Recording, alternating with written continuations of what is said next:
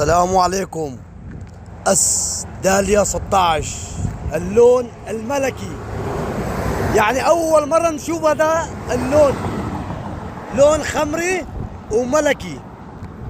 هذا 8 سلندر الملكي، الكرسي الملكي. شوف الكرسي الملكي 8 سلندر 3300 حصان. هذا الطيارة الصاروخ، هذا الملكي داليا اس 16 اللون الملكي.